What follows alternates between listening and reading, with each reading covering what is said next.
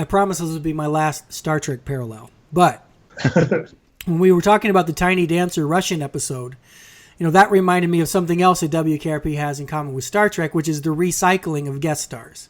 Having the same actor return to the show in different roles, and usually small parts. But you guys do, an excellent job of spotting those and keeping track of those. But I know there's one guy who's up to like 4 appearances. You even have like a graphic for it. The great Stan Anderson. Yeah. He's a delight every time, actually. I had this idea in my head that he looks different every time. But then when Mike put the pictures together, he doesn't look different at all. Oh. He plays a DJ in one season. He plays a DJ in 2 seasons, but 2 different DJs. He plays a Secret Service agent in one season, and he plays like an immigration agent in one season. Yeah. 4 completely different characters. But he doesn't look different, but he sells it every time just with his charm. They should have given that guy a TV show. I don't know why he never had a sitcom. He was Bernard on Lost. I loved him on Lost, but he was also on Angel. He was one of the evil Wolfram and Hart lawyers, if I remember correctly. I think in season 2. I mean, he's one of those that guys who's been kind of Yeah, he's always got work. Yeah. He's that guy. What just occurs to me just now is one of the reasons he's probably able to do that is he doesn't have necessarily a memorable face. In other words, he does and he doesn't. We all recognize him if we see him, but he sort of has a nondescript look. So he can be like, the bank teller in one episode and the elevator operator in another and the mechanic in another. And you won't necessarily go, no, I've seen that guy already. You know what I mean? Before, yeah. He can sort of slip into that. Absolutely. And another thing I want to mention, since we're talking about guests, is you guys have done over 40 episodes now, and you yourselves have had some guests. And your guests have demonstrated that there's still a lot of love out there for this show. Because I would say that some of the people you brought in are really peers with you guys in terms of their knowledge of this show. I mean, there's some super fans out there. They're on the ball, man. Well, a good half of them were roommates with Rob at one point, where you guys watched WKRP. Yeah. When I say there's super fans out there, I mean in my old house. Like everything else, we're not too scientific in how we found guest stars. It was just like friends of ours who like WKRP and who can talk about it a little bit. But there are a ton of people, of our vintage who really feel strongly about this show and like this show. I do think that there's a weird Canadian connection. I mean, not that people don't love the show all over the place, but I just think that some of the Southern Ontario TV stations just got some cheap syndication deal and just ran that sucker, 4 o'clock, 4:30, 5 o'clock for 20 years or something. Yeah. But, in terms of podcasting, my experience with Canadian listeners has been very positive. In fact, to be like the sort of Will Rogers of Chandler, Arizona, I can tell you I've never met a Canadian I didn't like. So good man. We have a culture where if you like something, you pay for it, like taxes, for instance. We like government services. And well, we also really lucked out because when we did go up on iTunes, obviously the sort of Canadian iTunes store, we had so many people come on in that beginning of second season that we stayed up in the Canada New and Noteworthy for like 12 weeks instead of 8 or 6, and it really got us a big fan base. Mike mentioned a little bit ago he had considered one of his sort of favorite episodes, the one with Herb's dad. I can tell you guys, I don't want to say the favorite, but certainly one of my favorite episodes you guys have done is the one where your moms came on. And for 2 reasons. Number one, you guys have really cool moms. And also, as I mentioned at the beginning of this, I was introduced to WKRP of all people, not by one of my bandmates, not by one of my friends, my freaking mom. She's only done that twice. The other time she did it was the show White Shadow. She said, "Oh, you might like this." And the basketball one. So she's 2 for 2. Yeah, that's a pretty good pair of shows there. She's 2 for 2 on that. Thanks, Mom. So talk a little bit about why you thought to have your moms come on. Oh my God. I think they're 2 of our biggest fans, Dan. That's basically what it boils down to. They were very supportive of us, very early on. Our mom said we were cool. Our mom said we were cool, just like Millhouse, exactly. I mean, like every week when my mom would listen to one of the episodes and kind of talk about the history and she lived through it, she was in her like mid-20s during the sort of WKRP period, maybe a little older. And like, just the little things that we'd mention. And every week I'd get this big long email from her and I'd forward it to Rob. I'd say, look, hey, here's what my mom has to say about this week's episode. And at that point we said to ourselves, well, geez, we've got a couple of really cool moms. We should probably have them on the show. And I think we picked a really good pair of episodes to have them on too.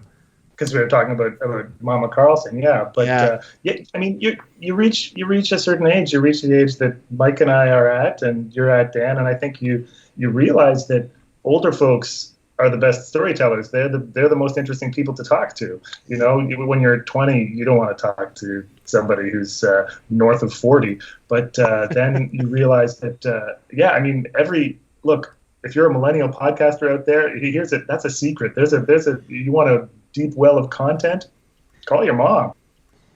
So any other episodes besides Bert Parks or besides, the moms that come to mind? Favorite episodes? I really like the one about the Americanization of Ivan. What's that called? They Never Sent Me a Carter, where we talk about the Cold War and all of our sort of growing up as kids during the Cold War angst and anxiety comes out.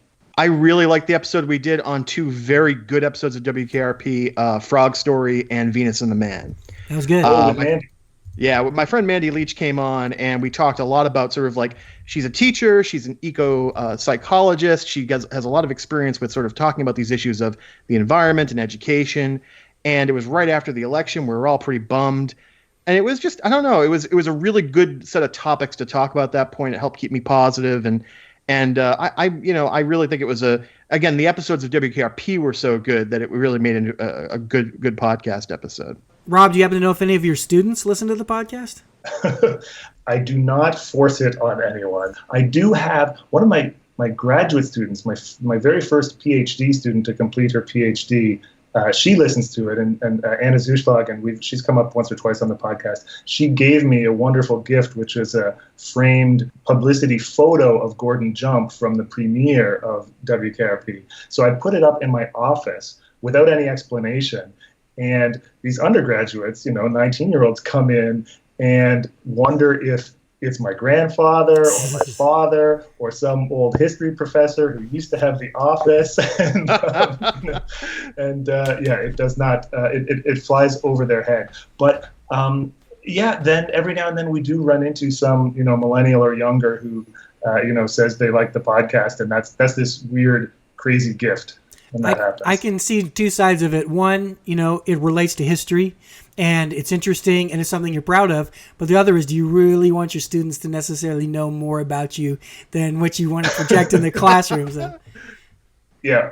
What you should do is say, look, your grade is completely dependent on this. That's right. There will be questions on the third episode of the podcast on the exam. You want to get an A in this class? Listen to my podcast. Oh, how tacky would that be? Rob, has doing this podcast made you want to teach this period of American history like intensely? I mean, I know you cover it in your sort of like survey course, but do you have any thoughts about like doing like a 70s and 80s kind of rise of neoliberalism course at this point after doing all this, thinking about it? Yeah, I totally could. I got the material, don't I?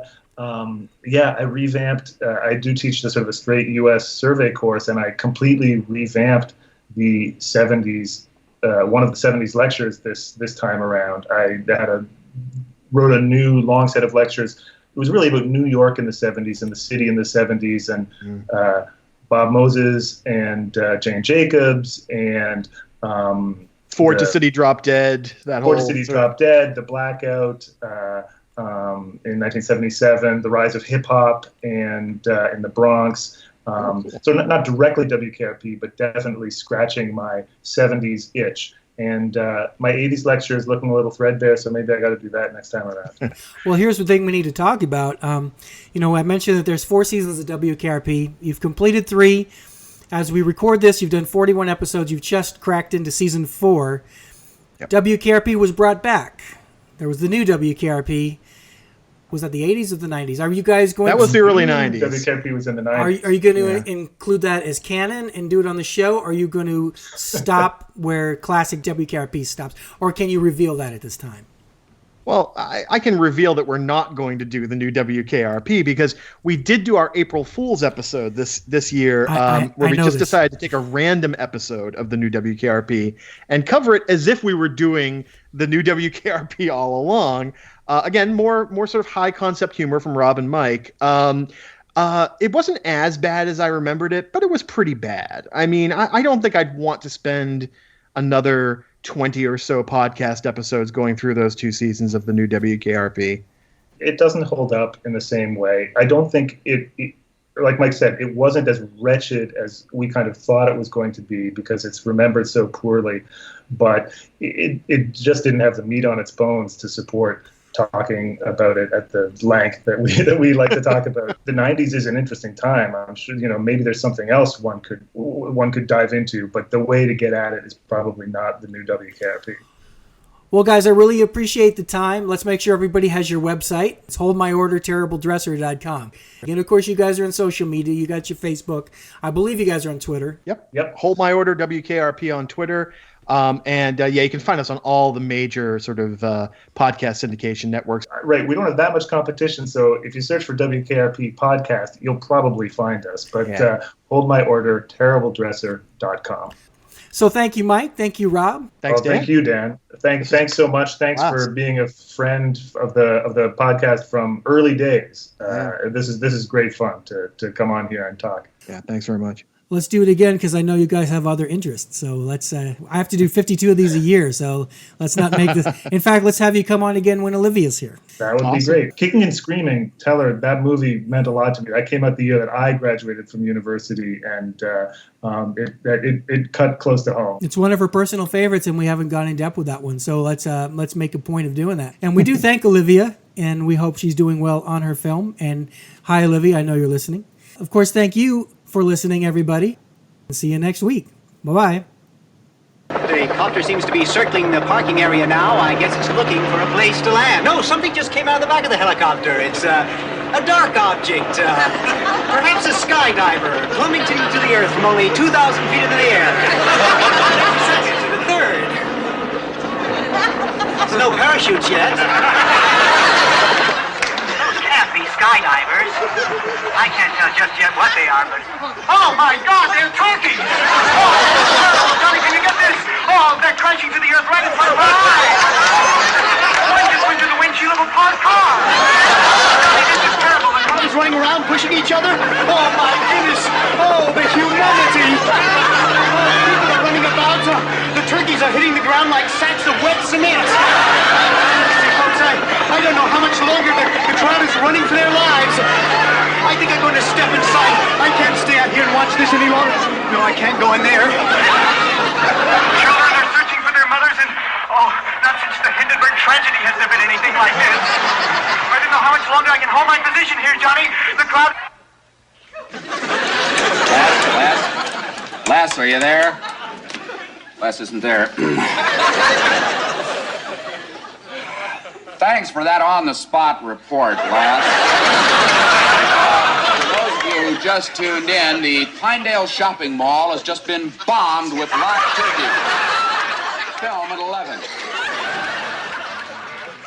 There was a meeting, a music meeting, and the idea was that when they played records at WKRP, they'd be what's called sound-alikes. It would sound like the Beatles, but it wouldn't be the Beatles. And I said, then we really can't do this show. We really must stop right here. That's not good. We got to play real records.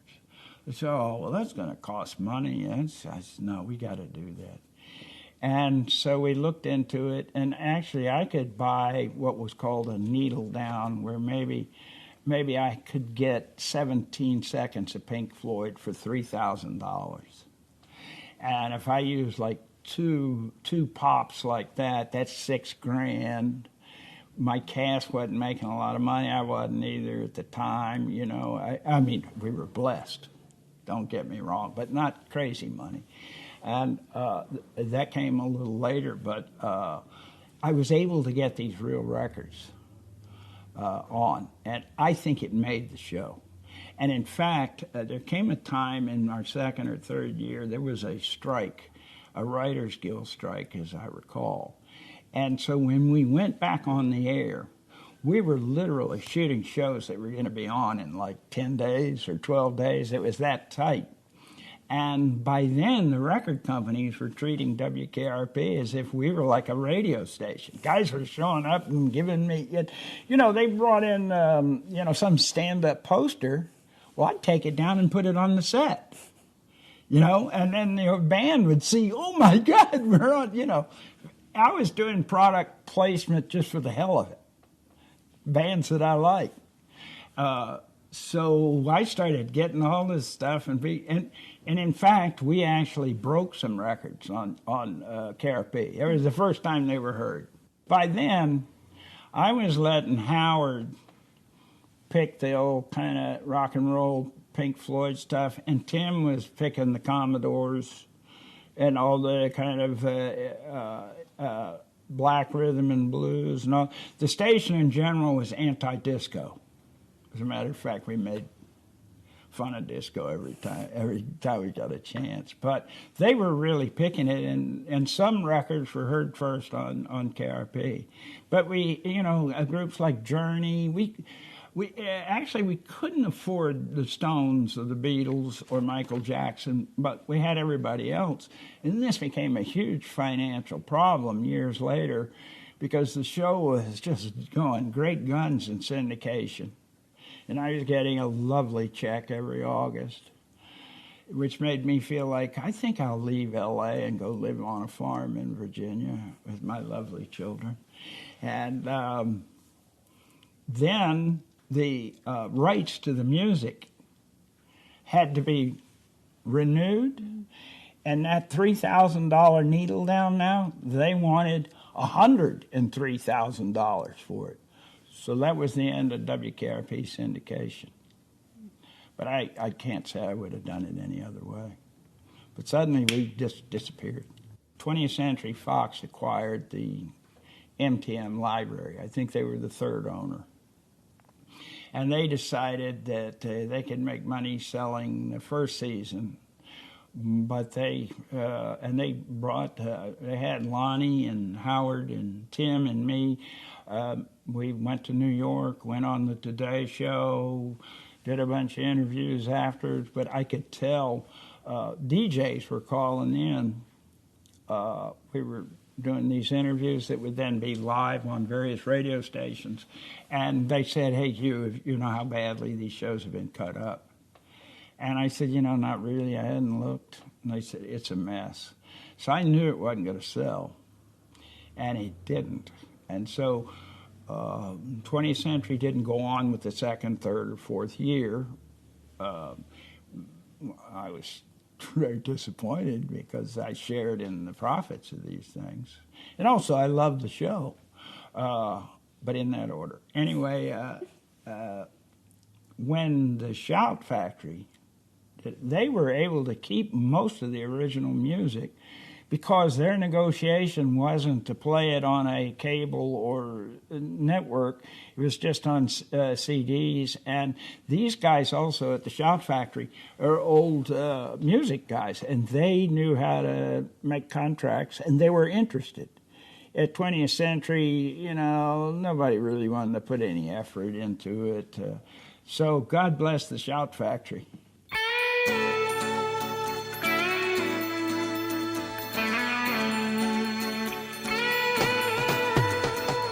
Baby, if you've ever wondered whatever became of me, I'm living on the air in Cincinnati, WKRP. Got kinda tired of packing and unpacking, town to town, up and down the dial. Maybe you and me were never meant to be, just maybe think of me once in a while.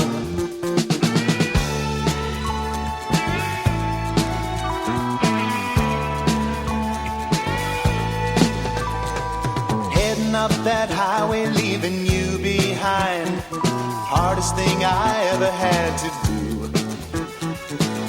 my heart in two, but baby, pay no mind. The price for finding me was losing you. Memories help me hide my lonesome feeling, far away from you and feeling low. It's getting late, my friend, my love, I miss you so. Take good care of you, I've gotta go.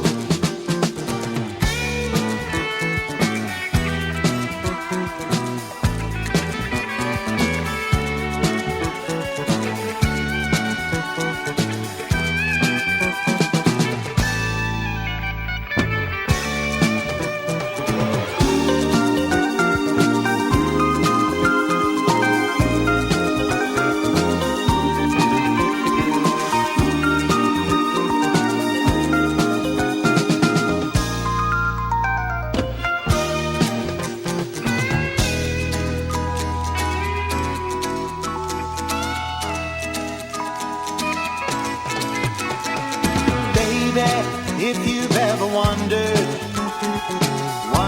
whatever became of me, I'm living on the air in Cincinnati, WKRP. Got kinda tired of packing and unpacking, town to town, up and down the dial. Maybe you and me were never meant to be. Just maybe think of me once in a while. I'm at WKRP in Cincinnati.